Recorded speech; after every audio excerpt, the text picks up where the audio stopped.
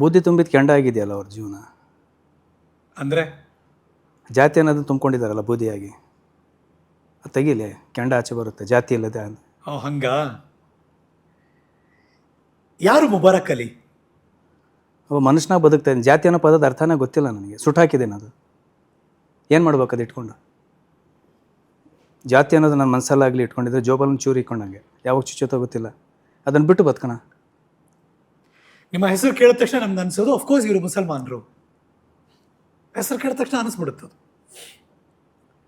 ಯಾಕೆ ಜಾತ್ಯತೀತವಾಗಿ ಯೋಚನೆ ಮಾಡೋಕ್ಕೆ ಶುರು ಮಾಡ್ತೀನಿ? ನನ್ನ ತಂದೆಗೇನು ಅಪ್ಲಿಕೇಶನ್ ಹಾಕಿರಲಿಲ್ಲ ಸಾಬ್ರ ಗುಡ್ಸಿ ಅಂತ. ಭೂಮಿ ಮೇಲೆ ಬಂದಮೇಲೆ ಎಲ್ಲ ಜಾತಿನಿಗೆ ಇಷ್ಟ ಆಯಿತು. ನಿಮ್ಮನ್ನು ಯಾರಾದರೂ ಆ ಥರ ಕೇಳಿದ್ರೆ ಏನು ಹೇಳ್ತೀರಿ? ನನಗೆ ಗೊತ್ತಿಲ್ಲ. ನಾನು ಕೇಳೋದು ಒಂದೇ ಪ್ರಶ್ನೆ, ಜಾತಿ ಅಂತಿರಲ್ಲ, ಒಂದು ಟೇಬಲ್ ಮೇಲೆ ಎಲ್ಲ ಸುತ್ತಮುತ್ತ ಎಲ್ಲ ಕೂತ್ಕೊಂಡು ದೀಪ ಹಚ್ಚೋಣ, ಆ ಜಾತಿ ನೋಡಿ ಬೆಳಕು ಕೊಟ್ಟರೆ ಅವ್ರಿಗೆ ಜಾತಿ ಇದೆ ಅಂತ ಅರ್ಥ. ಓ ಹಾಗೆ. ಬೆಳಕಿಗೆ ಜಾತಿ ಇಲ್ಲ, ಬದುಕಬೇಕಾ ಮನುಷ್ಯ? ದೀಪ ಥರ ಬದುಕ್ರಿ, ಇಲ್ಲಾಂದರೆ ವ್ಯರ್ಥ ಜೀವನ. ಎಲ್ಲಿದೆ ಜಾತಿ ತೋರಿಸಿ. ಇತ್ತೀಚೆಗೆ ಮುಬಾರಕ್ ಅಲಿ ಅವರು ಯಾಕೆ ಗಮನ ಸೆಳೆದ್ರು ನನಗೆ ಅಂದರೆ, ಇವತ್ತಿಲ್ಲಿ ಬರೋ ಕಾರಣ ಅವರ ಮಗಳ ಮದುವೆ ಮಾಡ್ತಾರೆ. ಮದುವೆ ಮಾಡಿದ್ದಷ್ಟೇ ಅಲ್ಲ, ಮದುವೆ ಹೇಗೆ ಮಾಡಿದ್ರು ಅನ್ನೋದು ಬಹಳ ಮುಖ್ಯ ಆಯಿತು ನನಗೆ. ನಿಮ್ಮ ಮಗಳ ಮದುವೆ ಆಯಿತು, ಹೌದು, ಅಭಿನಂದನೆಗಳು. Thank you.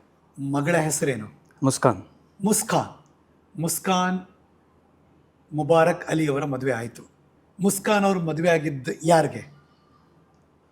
ನಾನು ಧರ್ಮ ಅಂತ ಹೇಳೋಕ್ಕೋಗಲ್ಲ, ಒಬ್ಬ ಹಿಂದೂ ಧರ್ಮ ಹುಡುಗನಿಗೆ ಅವನ ಪ್ರೀತಿಗೆ ಸೋತಿ ನಾನು ಕೊಟ್ಟಿದ್ದೀನಿ. ಜಾತಿ ನೋಡಿ ಕೊಟ್ಟಿಲ್ಲ. ಜಾತಿ ನೋಡ್ಕೊಟ್ಟಿಲ್ಲ, ಪ್ರೀತಿ ನೋಡ್ಕೊಟ್ರಿ. ಆತ ಹಿಂದೂ ಹುಡುಗ. ಹೌದು. ಮದುವೆ ಆಗಿದ್ದ ರೀತಿ ಹೇಗಿತ್ತು? ಈಗ ನಾನು ನನ್ನ ಮಗಳಿಗೆ ಅವ್ರಿಗೆ ಮದುವೆ ಮಾಡಿ ಕೊಡ್ಬೇಕಂದ್ರೆ, ಈಗ ನಾನು ಒಬ್ಬ ಹಿಂದೂ ಹುಡುಗಿನ ಮದುವೆ ಆಗಿದ್ದು 1997. ಓ, ನೀವು ಮದುವೆ ಆಗಿದ್ದು ಹಿಂದೂ ಹುಡುಗಿನೇ? ಮಾರ್ಚ್ 7 ಮಹಾಶಿವರಾತ್ರಿ ದಿವಸ ಮದುವೆ ಆದೆ. ಓಕೆ. ನಾನು ಅವ್ರಿಗೆ ಇವತ್ತಿನವರೆಗೂ ಒಂದು ಹೆಸರು ಚೇಂಜ್ ಮಾಡಿಲ್ಲ, ಒಂದು ಬುರ್ಕ ಹಾಕಕ್ಕೆ ಕೊಟ್ಟಿಲ್ಲ. ಬದುಕ್ತೀವಿ, ಸಾಮಾನ್ಯವಾಗಿ ಬದುಕೋಣ. ತೋರ್ಪಡಿಕೆ ಜೀವನ ಬೇಡ, ತೋರ್ಪಡಿಕೆ ಧರ್ಮ ಬೇಡ. ಏನು ಹೆಸರು ಮೇಡಮ್ದು? ರೂನು ರೆಡ್ಡಿ ಅಂತ. ರೂನು ರೆಡ್ಡಿ. ಸೊ ಅದೇ ಹೆಸರು ಕಂಟಿನ್ಯೂ ಇದೆ? ಹೌದು. ಆಧಾರ್ ಕಾರ್ಡ್ ತೊಗೊಳ್ಳಿ, ಅವ್ರದ್ದು ಯಾವುದೇ ಡಾಕ್ಯುಮೆಂಟ್ಸ್ ತೊಗೊಳ್ಳಿ, ಅದೇ ಇದೆ, ಚೇಂಜ್ ಮಾಡಿಲ್ಲ ನಾನು. ಓಕೆ. ಈಗ ಮಗಳು ಮದುವೆ ಮಾಡಿದ್ರಿ, ಅವರು ಹಾಗೆ ಇದ್ದಾರೆ? ಹಾಗೆ ಇದೆ. ಯಾವ ಸಂಪ್ರದಾಯದಲ್ಲಿ ಮದುವೆ ಮಾಡಿಕೊಟ್ರಿ? ಸಂಪೂರ್ಣ ಅಡಿಯಿಂದ ಹಿಡಿದು ಮುಡಿಯೋವರೆಗೂ ನಿಮ್ಮ ಸಂಪ್ರದಾಯ, ನಂದು ಒಂದೂ ಇಲ್ಲ. ಯಾಕೆ ಅಂದರೆ ಹೋಗೋ ಮನೆಯಲ್ಲಿ ಅವಳಿಗೆ ಒಳ್ಳೇದಾಗಬೇಕು. ಅಂದರೆ ಹಿಂದೂ ಸಂಪ್ರದಾಯದ ಪ್ರಕಾರ ಏನು ಬೇಕು, ದಾರೆ ಎರೆದು ಅಕ್ಷತೆ ಕಾಳು ಹಾಕಿ ಚೌಲ್ಟ್ರಲ್ಲಿ ಮದುವೆ ಮಾಡಿಕೊಟ್ರಿ. ಅರಶಿನ ಶಾಸ್ತ್ರ ಮಾಡಿಸಿದ್ವಿ, ಬಳೆ ಶಾಸ್ತ್ರ ಮಾಡಿದ್ವಿ, ಚಪ್ಪರ ಶಾಸ್ತ್ರ ಮಾಡಿಸಿದ್ದೀವಿ. ಯಾರ್ಯಾರು ಬಂದಿದ್ರು ಮದುವೆಗೆ? ಎಲ್ಲರೂ ಬಂದಿದ್ದರು. ದುನಿಯಾ ವಿಜಯ್ ಸರ್ ಬಂದಿದ್ದರು, ತುಂಬ ಖುಷಿಪಟ್ಟರು. ಆಮೇಲೆ ಟೆನ್ನಿಸ್ ಕೃಷ್ಣ ಸರ್ಗೆ ಒಂದು ಮೆಸೇಜ್ ಕೊಟ್ಟೆ. ಅವ್ರು ಕೇಳಿದ್ದು ಒಂದೇ, ನಿಮ್ಮಂಥ ಸಮಾಜದಲ್ಲಿ ಎಲ್ಲ ಆಗ್ಬಿಟ್ರೆ ಸಮಾಜ ತುಂಬ ಚೆನ್ನಾಗಿರುತ್ತೆ ಬದುಕೋದಕ್ಕೆ, ತುಂಬ ಖುಷಿ ಆಯಿತು ಅಂದರು. ನಾನು ಕೇಳೋದು ಅದನ್ನೇ, ತುಂಬ ಜನ ಕೇಳೋದು ಅದನ್ನೇ. ಬಟ್ ಹಾಗೆ ನಡ್ಕೋತಾರ ಅನ್ನೋದಷ್ಟೇ ಇರೋ ದೊಡ್ಡ ಪ್ರಶ್ನೆ. ಸ್ವಾಮೀಜಿಗಳು ಕೂಡ ಬಂದರು. ನಮ್ಮ ಹಿರಿಯ ಶ್ರೀಗಳು, ಅವ್ರ ಬಗ್ಗೆ ಮಾತಾಡೋಷ್ಟು ಶಕ್ತಿ ನನಗಿಲ್ಲ. ಯಾಕೆಂದರೆ ಶ್ರೀಗಳನ್ನ ಕಷ್ಟ ಕಾಲದಲ್ಲಿ ಕೈ ಹಿಡಿದವರು ಅವರು. ನಾನು ಶ್ರೀಮಠಕ್ಕೆ ಹೋಗಿ 18 ವರ್ಷ ಆಯಿತು. ಯಾವ ಶ್ರೀಮಠ ಅಂತ ಹೇಳಿಬಿಡಿ ಎಲ್ಲರಿಗೂ? ಶ್ರೀ ಸಿದ್ಧಗಂಗಾ ಮಠ, ಡಾಕ್ಟರ್ ಶ್ರೀ ಶಿವಕುಮಾರ ಸ್ವಾಮೀಜಿಗಳವರು. ಶ್ರೀ ಸಿದ್ಧಗಂಗಾ ಮಠದ ಶಿವಕುಮಾರ ಸ್ವಾಮಿಗಳ ಆಶ್ರಯದಲ್ಲಿ, ಮಾರ್ಗದರ್ಶನದಲ್ಲಿ ಇರುವಂತಹ ಮುಬಾರಕ್ ಅಲಿ ಅವರು. ಏನು ಮಾಡ್ತೀರಿ ಮಠದಲ್ಲಿ? ಸರ್, ನಾನೊಂದು ಕಾಲದಲ್ಲಿ ತುಂಬ ಕಷ್ಟದಲ್ಲಿದ್ದೆ. ಅವತ್ತಿಂದ ಅವತ್ತು ಒಂದು ಸ್ವಲ್ಪ ಬದುಕೋದು ಕಷ್ಟ ಇತ್ತು. ಸಾಮಾನ್ಯವಾಗಿ ನಾನು ಅವಾಗ ಆಟೋ ಓಡಿಸ್ತಾ ಇದ್ದೆ. ಓಕೆ. ಆಟೋ ಓಡಿಸ್ಬೇಕಾದ್ರೆ ನನ್ನ ಮನೇಲಿ ತುಂಬ ಕಷ್ಟ ಆಯಿತು. ನಾನು ಅವಾಗ ಏನು ಮಾಡಿದೆ, ಆಟೋ ಹೋಗೋ ಸಂದರ್ಭದಲ್ಲಿ ಪ್ರತಿ ಶುಕ್ರವಾರ ನಾನು ಹೊರಟ್ರೆ ಬೆಳಿಗ್ಗೆ ನಮ್ಮ ಮನೇಲಿ ಎಲ್ಲ ದೇವರು ಇದೆ, ಪೂಜೆ ಮಾಡ್ತೇನೆ. ಶಿವಕುಮಾರ ಸ್ವಾಮಿಗಳು, ಸಿದ್ಧಲಿಂಗ ಎಲ್ಲ ಫೋಟೋಗೂ ನಾನು ದೀಪ ಧೂಪ ಹಚ್ಚಿ ಪೂಜೆ ಮಾಡ್ತೇನೆ. ಮನೇಲಿ ದೀಪ ಹಚ್ಚಿ ಪೂಜೆ ಪ್ರತಿದಿನ ದೀಪ ಹಚ್ತಾ ಇರ್ತೀನಿ. ನಾನು ಒಂದು ದಿನ ಮಿಸ್ ಮಾಡಲ್ಲ. ಎಲ್ಲ ದೇವ್ರಿಗೂ ಒಂದೇ ದೃಷ್ಟಿ ನೋಡ್ತಾ ಇರೋದು ನನಗೆ ತುಂಬ ಖುಷಿ ಇದೆ. ನಿಮ್ಮ ಮನೆಯ ದೇವರ ಕೋಣೆಯಲ್ಲಿ ಯಾವ್ಯಾವ ದೇವರಿದ್ದಾರೆ? ಎಲ್ಲ ಇದೆ. ಶಿವಕುಮಾರ ಸ್ವಾಮಿಗಳು ಇದ್ದಾರೆ, ಸಿದ್ಧಲಿಂಗ ಸ್ವಾಮಿಗಳು ಇದ್ದಾರೆ, ಸಾಯಿಬಾಬಾರು ಇದ್ದಾರೆ, ನಮ್ಮದು ಇದೆ, ಕೆಂಪಮ್ಮ ದೇವಿ ಹೆಣ್ದೇವರು ಇದೆ, ಎಲ್ಲ ಇದೆ. ಆಟೋಲ್ಲಿ ಹೋದ್ರೆ ಫಸ್ಟ್ ಶುಕ್ರವಾರ ನಾನೇನು ಮಾಡ್ತೀನಿ, ಫಸ್ಟ್ ನಮ್ಮ ದರ್ಗಾ ಹತ್ರ, ಆಮೇಲೆ ಇದು ತುಮಕೂರಲ್ಲಿ ಚಾಮುಂಡಿ ದೇವಸ್ಥಾನ. ನೀವು ತುಮಕೂರವರು? ಹೌದು, ತುಮಕೂರು. ಓಕೆ. ಗಿರಿನ ದರ್ಗಾಗೆ ಹೋಗ್ತೀರಿ? ದರ್ಗಾ ಹೋಗಿ ಚಾಮುಂಡಿ ದೇವಸ್ಥಾನ ಫಸ್ಟ್ ಮಠಕ್ಕೆ ಹೋಗೋದು. ಮಠಕ್ಕೆ ಹೋಗಿ ಎಲ್ಲ ಗದಿಗೆ ದರ್ಶನ ಮಾಡಿದ ನಂತರ ಅಲ್ಲಿ ಹೋಗ್ತೀನಿ. ಓಕೆ. ಅಲ್ಲ, ಫಸ್ಟ್ ಮಠಕ್ಕೆ ಹೋಗ್ತೀನಿ. ಮಠಕ್ಕೆ ಹೋಗಿ ಗದ್ದಿಗೆ ದರ್ಶನ ಮಾಡ್ತೀನಿ. ಎಲ್ಲ ಗದ್ದಿಗೆ ದರ್ಶನ ಆಗಬೇಕು, ಆಮೇಲೆ ಶ್ರೀಗಳ ದರ್ಶನ ಆಗಬೇಕು, ಆಮೇಲೆ ನನ್ನ ಉಪಹಾರ. ಅಲ್ಲಿವರೆಗೇನು ತೊಗೊಳಲ್ಲ ನಾನು. ಫಸ್ಟ್ ಮಠಕ್ಕೆ ಹೋಗಿ, ಆಮೇಲೆ ದರ್ಗಾಗೆ ಹೋಗಿ, ಆಮೇಲೆ ಉಪಹಾರ ತಗೊಳ್ಳೋದು? ಅಲ್ಲಿವರೆಗೆ ಯಾವುದೂ ಮಾಡಲ್ಲ. ನನಗೆ ಮನಸ್ಥಿತಿ ಹೇಗೆ ಮುಬಾರಕ್ ಅಲಿ ಅವರೇ? ಬೇರೊಬ್ಬರ ನೋವನ್ನು ಅರ್ಥ ಮಾಡಿಕೊಂಡು ಬೇರೆಯವರ ಕಷ್ಟಕ್ಕಾದಾಗ ಅವರ ಮುಖದಲ್ಲಿ ಬರುತ್ತಲ್ಲ ಒಂದು ನಗು, ಅದೇ ನನಗೆ ಸಂಪತ್ತು, ಅದೇ ಐಶ್ವರ್ಯ. ನಾನು ಆಟೋ ಓಡಿಸ್ಬೇಕಾದ್ರೆ ನನಗೆ ಆಟೋ ಸಿಕ್ಕಿತ್ತು ಒಂದ್ಸರಿ 3 ಲಕ್ಷ ಸಿಕ್ಕಿತ್ತು, 2 ಲಕ್ಷ ಸಿಕ್ಕಿತ್ತು. ಆಟೋದಲ್ಲಿ? ಹೌದು, ತಗೊಂಡೋಗಿ ವಾಪಸ್ ಕೊಟ್ಟಿದ್ದೀನಿ. ಅವತ್ತು ನನ್ನ ಮನೇಲಿ ಅವತ್ತು ಕಷ್ಟ ಆಯಿತು, ಆದರೂ ನನಗೆ ಮನಸ್ಸು ಒಪ್ಪಲ್ಲ ಅದು. ಹೆಂಗೆ ನಿಮ್ಮ ಬಾಲ್ಯ ಹೇಗಿತ್ತು? ಎಲ್ಲಿ ಬೆಳೆದ್ರಿ, ಎಲ್ಲಿ ಓದಿದ್ರಿ? ನಮ್ಮ ಬಾಲ್ಯ ಅಂದರೆ ನಮ್ಮ ಸಿದ್ಧಗಂಗಾ ಮಠದಿಂದ 12 ಕಿಲೋಮೀಟ್ರ್ ಹೊನ್ನೋಡಿಕೆ ಹತ್ರ ಒಂದು ಚೋಳಂಬಳ್ಳಿ ಅಂತ ಕುಗ್ರಾಮ, ತುಂಬ ಕಾಡು ಪ್ರದೇಶ. ಆವಾಗ ನಮ್ಮ ಅಪ್ಪ ಅವರು ನಮ್ಮ ಅಮ್ಮ ಅವರು ಅಷ್ಟೇ ನನಗೆ ತುಂಬ ಕಷ್ಟಪಟ್ಟು ಸಾಕಿದ್ರು. ಮನೆಗೆ ದೊಡ್ಡವನು, ಕುಟುಂಬಕ್ಕೆ ದೊಡ್ಡವನು. ಎಷ್ಟು ಜನ ಮಕ್ಕಳು ನೀವು? ನನಗೆ 2 ತಮ್ಮದಿರು, 2 ತಂಗಿದ್ರು. ಮನೆಗೆ ದೊಡ್ಡವನು ನಾನೇ. ಓಕೆ. ನಮ್ಮ ಮನೇಲಿ ನಮ್ಮ ಅಮ್ಮ ಆವಾಗ ನಾನು ಚಿಕ್ಕ ವಯಸ್ಸಲ್ಲಿದ್ದಾಗ ಬೀಡಿ ಸುತ್ತೋರು. ಓಕೆ. 20 ಪೈಸೆ ಒಂದು ಕಟ್ ಬೀಡಿ, 25 ಬೀಡಿ ಬರೋದು ಅದರಲ್ಲಿ. ಹಾಂ. ಅದರಿಂದ ನಮಗೆ ಸುತ್ತಿ ಜೀವನ ಸಾಗಿಸಿದ್ದು, ನಮಗೆ ಹೊಟ್ಟೆ ಸಾಕಿದ್ರು. ಬಟ್ ನೀವು ಓದಿದ್ರಾ? ನನಗೇನು ಮಾಡಿದ್ರು ಅಪ್ಪ ಅಮ್ಮ, ನನಗೆ ಇವತ್ತೂ ಒಂದು ತುಂಬ ಖುಷಿ ಪಡ್ತೀನಿ ಅಂದರೆ ನಮ್ಮ ಅಪ್ಪ ದೇವ್ರ ಸಮಾನ ನೋಡ್ತೀನಿ ಅಂದರೆ, ಆಗಿನ ಕಾಲದಲ್ಲಿ ನನಗೆ ಕನ್ನಡ ಓದಿಸಿರು. ನಮ್ಮೂರಿಂದ ಸುಮಾರು 2-3 ಕಿಲೋಮೀಟರ್ ನಡ್ಕೊಂಡು ಹೋಗ್ಬೇಕಾಗಿತ್ತು. ಕನ್ನಡ ಓದಿಸಿದ್ರು. ಏನಾದರೂ ಮನೆಯಲ್ಲಿ ಬೆಳಿಗ್ಗೆ ಊಟ ಇಲ್ದಲ್ಲೇ ಇದ್ದಾಗ ನಮ್ಮಮ್ಮ ಅವರು ಒಂದು ಕಟ್ ಬೀಡಿ ಕೊಡೋರು. ಅದು ತಗೊಂಡೋಗ್ಬಿಟ್ಟು ಸ್ಕೂಲ್ ಹತ್ರ ಒಂದು ಅಜ್ಜಿ ಇರೋದು, ಗಂಗಮ್ಮ ಅಂತ. ಆ ಅಜ್ಜಿಗೆ ಒಂದು ಕಟ್ ಬೀಡಿ ಕೊಟ್ಟರೆ ಪುರಿ ಅವೆಲ್ಲ ಕೊಡೋರು. ಅದನ್ನು ತಿನ್ಬಿಟ್ಟು ಪಕ್ಕದಲ್ಲಿರೋರ್ಗೂ ಕೊಟ್ಬಿಟ್ಟು ತಿಂದು ನಾನು ಸ್ಕೂಲಿಗೆ ಹೋಗಿ ಬರ್ತಾಯಿದ್ದೆ. ಅಂಥ ಕಷ್ಟ ಕಾಲ. ಉರ್ದು ಶಾಲೆ ಅಲ್ಲ? ಇಲ್ಲ, ನನಗೆ ಉರ್ದು ಏನೂ ಬರೋದಿಲ್ಲ. ಉರ್ದು ಬರೋದೇ ಇಲ್ಲ? ಧಾರ್ಮಿಕವಾಗಿ ನಮಾಜ್ ಮಾಡ್ತೀನಿ. ಮಾಡ್ತೀರಿ?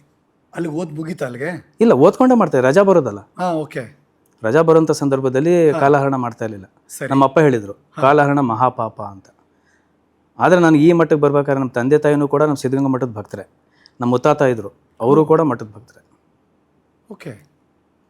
ಏನಪ್ಪ ಏನು ಮಾಡ್ತಿದ್ರು ಅವರು? ಅದೇ ಬಿಡಿ ಸುತ್ತೋದು. ಊರಿಗೆ ಒಂದು ಸ್ವಲ್ಪ ದೊಡ್ಡ ವ್ಯಕ್ತಿ, ನ್ಯಾಯ ಪಂಚಾಯತ್ಗೆ ಮಾಡೋಂಥವ್ರು. ಅವ್ರಿಗೂ 98 ವರ್ಷ, ಮೊನ್ನೆ ತೀರೋದ್ರೆ 6 ತಿಂಗಳಾಯಿತು. ಓಕೆ. ಅಮ್ಮ ಇದ್ದಾರೆ. ನಮ್ಮ ತಂದೆ ತೀರೋದಾಗ ನೋಡಿದ್ದು ನನಗೊಂದು ಖುಷಿ ಅಂದರೆ ಜನಸಾಗರನೇ ಬಂದರು. ಅವ್ರು ದೊಡ್ಡದಂಥ ಒಂದನ್ನು ಅವರಲ್ಲಿ ಇದ್ದಿದ್ದು ನನ್ನ ಥರನೇ. ಅವ್ರೇನು ಮಾಡೋರು ಅಂದರೆ, ಮನೆಗೆ ಯಾರೇ ಅತಿಥಿಗಳು ಬರಲಿ ನಮಗೆ ಅವ್ರು ಎಲ್ಲರೂ ಕುಂಡಿಸ್ಬಿಟ್ಟು ಊಟ ಮಾಡಿಸ್ಬಿಡೋರು. ನಮ್ಮ ಅಪ್ಪ ಅಮ್ಮ ಉಪವಾಸ ಮಲಗೋರು. ಓಕೆ. ನನಗೂ ಕೆಲವು ಟೈಮ್ ಪಕ್ಕದ ಮನೆಯಿಂದ ಊಟ ತಂದು ಕೊಟ್ಟು ಉಪವಾಸ ಮಲಗಿದ್ದಾರೆ ಅಪ್ಪ ಅಮ್ಮ.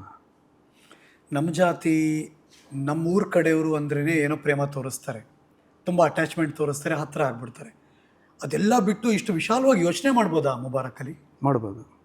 ನಮ್ಮ ಮನೇಲಿ ಚಿಕ್ಕ ವಯಸ್ಸಿಂದ ಎಲ್ಲರೂ ಕೆಲಸ ಮಾಡೋರು. ಹಿಂದೂ ಇದ್ದರು, ಎಲ್ಲರೂ ಕೆಲಸ ಮಾಡೋರು. ಅವ್ರ ಜೊತೆ ನಾನು ಕೂತ್ಕೊಂಡು ಊಟ ಮಾಡಿದ್ದೀನಿ. ನಮ್ಮ ಚಿಕ್ಕ ವಯಸ್ಸಲ್ಲಿ ತಟ್ಟೆ ಆಚೆ ಇಟ್ಬಿಟ್ಟು ಊಟ ಕೊಡೋರು. ನಮ್ಮ ತಂದೆ ತಾಯಿ ಅದನ್ನು ಇಷ್ಟಪಡ್ತಾರೆ, ಜೊತೆಲ್ಲ ಕೊಂಡಿಸ್ಕೊಂಡು ಊಟ ಮಾಡೋರು. ಮೊದಲಿಂದನೂ ಸ್ಕೂಲ್ ಅಡ್ಮಿಷನ್ ಆಗಬೇಕಾದ್ರೆ ಒಂದು ಫಾರ್ಮ್ ತುಂಬಬೇಕು, ಹೆಸರು, ಜಾತಿ ಅಂತ ಮೆನ್ಷನ್ ಆಗಿರುತ್ತೆ. ಏನು ಮಾಡ್ತಿದ್ರಿ ಆಗ? ಬರ್ಕೊಳ್ಳಿ ಬಿಡಿ, ಏನು ಬೇಕಾದ್ರು ಬರ್ಕೊಳ್ಳಿ. ನಮ್ಮ ತಂದೆ ತಾಯಿ ಹುಟ್ಟಿಸಿದಾರೆ ಅಂತ ಜಾತಿ ಬರ್ಸ್ಕೊಂಡಿದ್ದಾರೆ. ನನಗಂತೂ ಜಾತಿ ಇಲ್ಲ. ನಮ್ಗೋಸ್ತೆ ಬೇಕಲ್ಲ ಸಮಾಜದಲ್ಲಿ ಬದುಕಬೇಕಾದ್ರೆ, ಈ ವ್ಯಕ್ತಿಗೆ ಒಂದು ನಾಮಿನೇಟ್ ಮಾಡಬೇಕಲ್ಲ, ಇವನೇ ಅಂತೇಳಿ. ಈ ಥರದ ಆಲೋಚನೆ ಮಾಡೋ ಬುದ್ಧಿ ಆಗಲೇ ಇತ್ತ? ಚಿಕ್ಕ ವಯಸ್ಸಿಗೆ ಇತ್ತು? ಹೌದು. ಅದು ಬರಬೇಕಾದ್ರೆ ಒಂದು ಕಾರಣ ಇದೆ. ಏನು?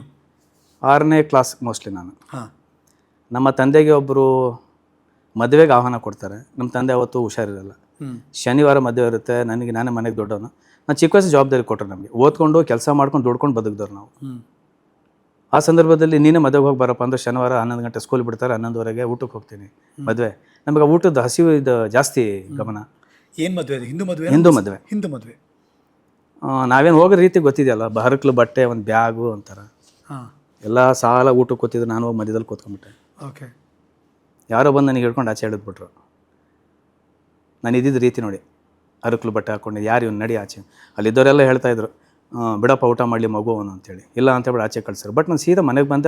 ನಾನು ಅವತ್ತಿನ ನಿರ್ಧಾರ ತೊಗೊಂಡಿದ್ದು, ಒಂದು ಭೂಮಿ ಮೇಲೆ ಬದುಕಬೇಕಂದ್ರೆ ಬೇರೆಯವ್ರಿಗೋಸ್ಕರ ಬದುಕಬೇಕು, ನನಗೇನು ಬೇಡ. ಇವತ್ತೈದು ಝೀರೋ. ನಾನು ಅವತ್ತಿಂದ ದುಡಿತೀನಿ, ತಿಂತೀನಿ, ಬದುಕ್ತೀನಿ. ನಾನು ಬದುಕಿದ್ರೆ ಭೂಮಿ ಮೇಲೆ ಬೇರೊಬ್ಬರಿಗೋಸ್ಕರ ಬದುಕಬೇಕು, ನನಗೇನು ಬೇಡ.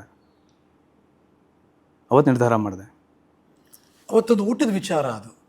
ಬಟ್ ಈ ಜಾತಿಯ ಕಲ್ಪನೆ ಹೇಗೆ ಬಂತು? ಜಾತ್ಯತೀತದ ಕಲ್ಪನೆ ಹೇಗೆ ಬಂತು? ನಮ್ಮ ತಂದೆ ಹೇಳೋರು, ಜಾತಿ ಎಲ್ಲಿಲ್ಲ, ನಾವು ಅಂದ್ಕೊಂಡ್ರೆ ನಮ್ಗೆ ಬೇಡ ಅದು.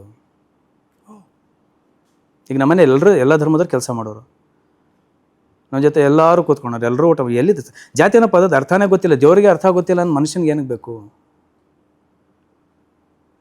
ಒಂದು ಉದಾಹರಣೆ ಕೊಟ್ಟೆ ನಿಮಗೆ. ದೀಪ ಹಚ್ಚಿ ಎಲ್ಲ ಜಾತಿ ಮಾಡಿ ಬೆಳಕು ಕೊಟ್ಟರೆ, ಕರೆಕ್ಟ್. ಬದುಕಿದ್ರೆ ಮನುಷ್ಯ ದೀಪ ಥರ ಬದುಕಬೇಕು, ಇಲ್ಲಾಂದರೆ ಬೇಡ. ಸೂರ್ಯನ ಜಾತಿ ಇಲ್ಲ, ಗಾಳಿಗೆ ಜಾತಿ ಇಲ್ಲ, ನೀರಿಗೆ ಜಾತಿ ಇಲ್ಲ, ಹಾಕೊಳ್ಳೋ ಬಟ್ಟೆಗಿಲ್ಲ, ನಮಗೆ ಯಾಕೆ? ಒಂದು ಉದಾಹರಣೆ, ಎಕ್ಸಾಂಪಲ್, ನಾನು ಕಣ್ಣಾರೆ ಸಿದ್ಧಗಂಗಾ ಮಠದಲ್ಲಿ ನಾನು 18 ವರ್ಷ ಮುಂಚೆ ತುಂಬ ಕಷ್ಟದಲ್ಲಿದ್ದೆ. ಶ್ರೀಗಳನ್ನು ಕೈ ಹಿಡಿದ್ರು. ಅವ್ರು ಯಾವ ಜಾತಿ ನೋಡಿಲ್ಲ, ಅವರು ಯಾವ ಧರ್ಮ ನೋಡಿಲ್ಲ, ಪಂಥ ನೋಡಿಲ್ಲ, ನನ್ನ ವ್ಯಕ್ತಿತ್ವ ನೋಡಿ ಕೊಟ್ಟರು. ಇವತ್ತು ನಾನು ಅದನ್ನು ನಿಭಾಯಿಸ್ಕೊಂಡು ಹೋಗ್ತಾ ಇದ್ದೀನಿ. ನಾನೆಲ್ಲೂ ದೇವ್ರು ನೋಡಿಲ್ಲ, ಯಾವ ಧರ್ಮದಲ್ಲೂ ಹಿಂಗಿದೆ ಹಂಗಿದೆ, ಯಾವ ಧರ್ಮದ ಇಲ್ಲಿಯವ್ರು ಯಾರು ಕಂಡಿಲ್ಲ ದೇವ್ರು. ನಾವು ಅನ್ಕೋಬಹುದು, ನಾನು ಕಣ್ಣಾರೆ ಕಂಡಿರೋಂಥ ದೇವ್ರು ಅಂದರೆ ಸಿದ್ಧಗಂಗಾ ಮಠ. ಅವರ ಕಣ್ಣಲ್ಲಿ ನಾನು ತಂದೆ ತಾಯಿನೂ ಕಾಣ್ತೀನಿ, ಆ ದೇವ್ರನ್ನೂ ಕಾಣ್ತೀನಿ. ದೊಡ್ಡವರಿದ್ದಾಗ ನೀವು ಹೋದ್ರಲ್ಲ, ಅಂದರೆ ಡಾಕ್ಟರ್ ಶ್ರೀ ಶಿವಕುಮಾರ ಮಹಾಸ್ವಾಮೀಜಿಗಳು ನಿಮ್ಮನ್ನು ನೋಡಿ ಏನಂದಿದ್ರು ಅವತ್ತು? ಅವನು ಪ್ರಶಸ್ತಿ ಕೊಟ್ಟಿದ್ದರು. ನನ್ನ ಸಮಾಜ ಸೇವೆ ಅಲ್ಲಿಗೆ ನನಗೆ ನಾನಾ ರೀತಿಯ ಪ್ರಶಸ್ತಿಗಳೆಲ್ಲ ಬಂದು ಸಮಾಜ ಸೇವೆಯಲ್ಲಿ. ಈ ಕೆಲವು ಡೆಡ್ ಬಾಡಿಗಳಂಥದ್ದು, ಕಷ್ಟದಲ್ಲಿದ್ದರೆ ಸಹಾಯ ಮಾಡೋವಂಥದ್ದು, ಈ ಬಡವ ಮಕ್ಕಳಿಗೆ ವಿದ್ಯಾಭ್ಯಾಸಕ್ಕೆ ನಾನು ಸಹಾಯ ಮಾಡಿರೋಂಥದ್ದು. ಇಲ್ಲಿವರೆಗೂ ನಾನು 16,000 ಜನರಿಗೆ ಕೈಕಾಲು ಫ್ರ್ಯಾಕ್ಚರ್ ಆದರೆ ಫ್ರೀಯಾಗಿ ರೆಡಿ ಮಾಡಿದ್ದೀನಿ. ಅಂದರೆ ಈ ಕೈ ಫ್ರ್ಯಾಕ್ಚರ್ ಆಗೋದಂದ್ರೆ ಬೀಳೋದು, ಕತ್ತು ನೋವು, ಬೆನ್ನು ನೋವು ಫ್ರೀಯಾಗಿ ಮಾಡಿದೆ, ₹1 ಇಸ್ಕೊಂಡಿಲ್ಲ. ಅಂದರೆ ಏನು ಟ್ರೀಟ್ಮೆಂಟ್ ನೀವು ಕೊಡ್ತೀರಾ? ನಾನು ಕೊಡ್ತೀನಿ. ನೀವು ಟ್ರೀಟ್ಮೆಂಟ್ ಕೊಡ್ತೀರಾ? ಫಿಸಿಕಲ್ ಟ್ರೈನರ್ ನಾನು. ಅಂದರೆ ಉಳುಕಿರುತ್ತಲ್ಲ ಟ್ರೀಟ್ಮೆಂಟ್? ಹೌದು. ಓ, 16,000 ಜನರಿಗೆ ಮಾಡಿದ್ದೀನಿ, ಯಾರಿಗೂ ಗೊತ್ತಿಲ್ಲ. ಬಾ, ಎಲ್ಲಿ ಮಾಡ್ತೀರಿ ಇದನ್ನೆಲ್ಲ? ಎಲ್ಲ ಮಠದಲ್ಲೇ ಮಾಡ್ತೀನಿ. ಮಠದಲ್ಲೇ ಸುಮಾರು ದಿನಕ್ಕೆ ಒಂದು 10 ಜನ ಹುಡುಗರು ಬರ್ತಾರೆ. ಅಲ್ಲಿ ಬಿದ್ದ ಸಿದ್ಧಗಂಗಾ ಮಠದಲ್ಲೇ ಮಾಡ್ತೀರಿ? ಹೊರಗಡೆವರೆಗೂ ಮಾಡ್ತೀನಿ. ಹೊರಗಡೆಯವರು ಮನೆಗೆ ಹುಡುಕೊಂಡ್ಬರ್ತಾರೆ, 3 ಗಂಟೆ ರಾತ್ರಿ ಬಂದು ಡೋರ್ ಬಿಡ್ತಾರೆ. ಹೆಂಗೆ ಈ ಕಲೆ ಹೆಂಗ್ ಬಂತು ನಿಮಗೆ? ಅಥವಾ ಈ ನಾನು ಆ್ಯಕ್ಚುಲಿ ಚಿಕ್ಕ ವಯಸ್ಸಿಂದ ಕುಸ್ತಿ, ಕರಾಟೆ ಇವೆಲ್ಲ ಇತ್ತಲ್ಲ. ಓಕೆ, ನಾನು karate black belt, state champion ಆವಾಗ 97. Karate black belt, state champion. Okay, ಆಮೇಲೆ ಜಿಮ್ ಕೋಚರು. ಓಕೆ, ನಮ್ಮ ತಂದೆ ಏನು ಮಾಡಿ ವಿದ್ಯೆ ಜೊತೆ ಕಲೆಯನ್ನು ಕಲಿಸಿರೋ ಅವಾಗ. ಹಾಂ, ಆಗಿನ ಕಾಲದಲ್ಲಿ ಗೊತ್ತಲ್ವ, ಕರೆಕ್ಟ್. ಶಿಕ್ಷೆ ಕೊಟ್ಟು ಕಲೆ ಕಲಿಸೋರು. ನಮಗೆ ಬಾಕ್ಸಿಂಗಲ್ಲಿ ವರ್ಲ್ಡ್ ಫೇಮಸ್ ಆ ಅಲಿ ಗೊತ್ತಿತ್ತು, ಇಲ್ಲಿ ಈ ಅಲಿ ಇವಾಗಲೇ ಗೊತ್ತಾಗ್ತಿರೋದು ನಮಗೆ. ನಮ್ಗೆ ಯಾರಿಗೂ ಗೊತ್ತೇ ಇಲ್ಲ ನೋಡಿ, ಈ ಥರದ್ದು ಯಾರೋ ಒಬ್ರು ಇದ್ದಾರೆ, ಈ ಥರದ್ದೆಲ್ಲ ಮಾಡ್ತಾರೆ ಅಂತ. ಅವ್ರ ಹತ್ರ ದುಡ್ಡು ತಗೋತೀರಾ? ಯಾರು ಟ್ರೀಟ್ಮೆಂಟಿಗೆ ಬರ್ತಾರೆ ಅವ್ರ ಹತ್ರ? ₹1 ಮುಟ್ಟಿಲ್ಲ. ನನ್ನ ಕಲೆಗೆ ಬೆಲೆಯಲ್ಲಿದೆ ಅವಾಗ. ಓಕೆ, ಸಿದ್ಧಗಂಗಾ ಮಠದಲ್ಲಿ ನಿಮ್ಮ ಜವಾಬ್ದಾರಿ ಏನು? ಸ್ವಚ್ಛತಾ ಮೇಲ್ವಿಚಾರಕ. ಸ್ವಚ್ಛತಾ ಮೇಲ್ವಿಚಾರಣೆ. ಸೊ ಇಡೀ ಸಿದ್ಧಗಂಗಾ ಮಠದಲ್ಲಿ ಎಲ್ಲೇ ನೀಟ್ ಅಂಡ್ ಕ್ಲೀನ್ ಇದ್ರು ಅದಕ್ಕೆ ಮೂಲ ಕಾರಣ ಮಿಸ್ಟರ್ ಮುಬಾರಕ್ ಅಲಿ. ನಾನಾಗಿರ್ಬೋದು, ಜೊತೆ ಕೆಲಸ ಮಾಡ್ತಾ ಇದ್ದಾರಲ್ಲ ಅವ್ರು ವೆರಿ ಇಂಪಾರ್ಟೆಂಟ್ ನನಗೆ. ಇದು ಬಹುಶಃ ಯಾರಿಗೂ ಗೊತ್ತಿರಲಿಕ್ಕಿಲ್ಲ. ಅಂದರೆ ಒಂದು ಮಠದಲ್ಲಿ, ವೀರಶೈವ ಮಠದಲ್ಲಿ ಅಫ್ಕೋರ್ಸ್ ಸಾವಿರ ಗಟ್ಟಲೆ ವಿದ್ಯಾರ್ಥಿಗಳು ಓದ್ತಿದ್ದಾರೆ, ಲಕ್ಷಗಟ್ಟಲೆ ವಿದ್ಯಾರ್ಥಿಗಳು ಓದಿ ಉನ್ನತ ಮಟ್ಟಕ್ಕೂ ಹೋಗಿದ್ದಾರೆ. ಆದರೆ ಆ ಸಿದ್ಧಗಂಗಾ ಮಠದಲ್ಲಿ 10 ವರ್ಷಗಳಿಂದ ಸ್ವಚ್ಛತೆಯ ಮೇಲ್ವಿಚಾರಣೆ ನೋಡ್ಕೊಳ್ತಿರೋರು ಒಬ್ಬ ಮುಸಲ್ಮಾನ್ ಬಂಧು ಮಿಸ್ಟರ್ ಮುಬಾರಕ್ ಅಲಿ. ನನಗೆ ಸಿದ್ಧಗಂಗಾ ಮಠ ಅಂದರೆ ಈ ಹಜ್ಜು ಮೆಕ್ಕ ಎಲ್ಲ ಅದರಲ್ಲೇ ಕಾಣ್ತೀನಿ ನಾನು. ಯಾಕೆಂದರೆ 10,000 ಜನ ಮಕ್ಕಳಿದ್ದಾರೆ, ಅಲ್ಲೇ ದೇವ್ರು ಕಾಣ್ಬೋದು. ಎಲ್ಲ ಧರ್ಮದವರು ಇದ್ದಾರಲ್ವ, 114 ಜಾತಿ ಮಕ್ಕಳು ಓದ್ತಾ ಇದ್ದಾರೆ ಅಲ್ಲಿ. ಅಂಥ ಒಂದು ಪುಣ್ಯಕ್ಷೇತ್ರ, ಆ ಜಾಗದಲ್ಲಿ ಒಂದು ಜಾತಿ ಇಲ್ಲ. ನನಗೆ ಇವತ್ತಿನವರೆಗೂ ಆ ಪುಣ್ಯಕ್ಷೇತ್ರ ಯಾರು ಜಾತಿ ಅಂತ ನೋಡೇ ಇಲ್ಲ. ನನಗೆ ಪ್ರತಿ ದಿವಸ ಬುದ್ಧಿರೋಗಿ ನಮಸ್ಕಾರ ಮಾಡಿ ಸಮಾಧಾನ ಇರಲ್ಲ. ಪ್ರತಿದಿನ ಅವ್ರಿಗೆ ನೋಡಲೇಬೇಕು, ನಾನು ಮುಖಾದ್ರ ನೋಡ್ಬೇಕು, ಅವ್ರ ಪಾದ ಸ್ಪರ್ಶ ಮಾಡಬೇಕು. ಎಲ್ಲರೂ ಅವ್ರ ಪಾದನ ಹೀಗೆ ಮಾಡ್ತಾನೆ, ಹಿಂಗೆ ಕೆಳಗಡೆ ಕೈ ಇಕ್ತೀನಿ ನಾನು, ಹಿಂಗೆ ಕೆಳಗಡೆ ಪಾದ ಕೆಳಗಡೆ ಇಕ್ತೀನಿ. ಅಂಗಾಲು, ಓಕೆ, ಅಂಗಾಲಿ ಪಾದ ಎರಡು ನನಗೆ ಸ್ಪರ್ಶ ಆಗ್ಬೇಕು. ಅದು ನಿಮ್ಮ ಕೈ ಮೇಲೆ ಅವ್ರು ಕಾಲಿಟ್ಟಂಗೆ ಲೆಕ್ಕ ಅದು. ಈಗಲೂ ಸಿದ್ಧಲಿಂಗ ಮಹಾಸ್ವಾಮಿಗಳಿಗೂ ಈಗಲೂ ಅಷ್ಟೇ, ಸಾಯೋರ್ಗೂ ಅಷ್ಟೇ. ಎಷ್ಟೋ ಜನ ಹೇಳ್ತಾನೆ, ಯಾವಾಗಲಾದರೂ ಆ ಶ್ರೀಮಠದ ಕೆಲಸ ಜವಾಬ್ದಾರಿ ಹೆಚ್ಚಾಗಿರುತ್ತೆ. ಅಲ್ಲಿ ಯಾರೇ ತೀರೋದ್ರು ಕೂಡ ನಾನೇ ಎತ್ತುತ್ತೇನೆ. ಅಮಾಯಕರು ಬಂದು ತೀರೋಗ್ಬಿಡ್ತಾರೆ ಪಾಪ. ಹೌದು, ಅವರ ಪೋಷಕರಿಗೆ ದೇಹನ ಸಾಗಿಸೋವರೆಗೂ ಬುದ್ಧಿಯವರು ನಮಗೆ ಆದೇಶ ಮಾಡಿರ್ತಾರೆ. ಆದರೆ ನೀವೇ ನೋಡ್ಕೋತೀರಿ. ಆದರೆ ಬುದ್ಧಿಯವರನ್ನ ನೋಡಿ ದೇವರು ಅದೇ, ನನಗೇನು ಯಾರೂ ಇಲ್ಲ ಸರ್. ಅನ್ಕೋಬೋದು 1000 ಜನ, ನನಗೆ ಗೊತ್ತಿಲ್ಲ. ಅದೇ ನನಗೆ ದೇವರು. ನಾನು ಕಷ್ಟ ಕಾಲಕ್ಕೆ ಜೀವನಕ್ಕೆ ಬಾಳ್ಕೊಟ್ರು ಅಂತಲ್ಲ, ಅವರಲ್ಲಿರೋ ಆ ಶಕ್ತಿನೇ ಆಗಿದೆ.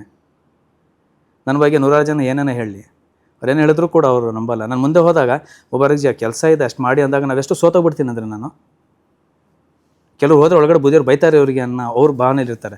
ನಾನು ಹೋದಾಗ ಅವ್ರು ಹೇಳೋ ಒಂದು ಶೈಲಿ ಇದೆಯಲ್ಲ,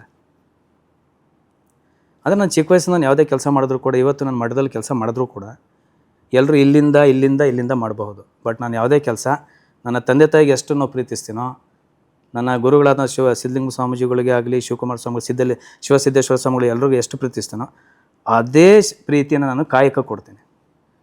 ಆ ಕೆಲಸ ಏನಿದೆಯಲ್ಲ, 10 ಜನ ಅದನ್ನು ಅಸಹ್ಯ ಪಡುವಂಥ ಕೆಲಸಕ್ಕೆ ನಾನು ಇಲ್ಲಿಂದ ಹೃದಯದಿಂದ ಕೆಲಸ ಮಾಡ್ತೀನಿ.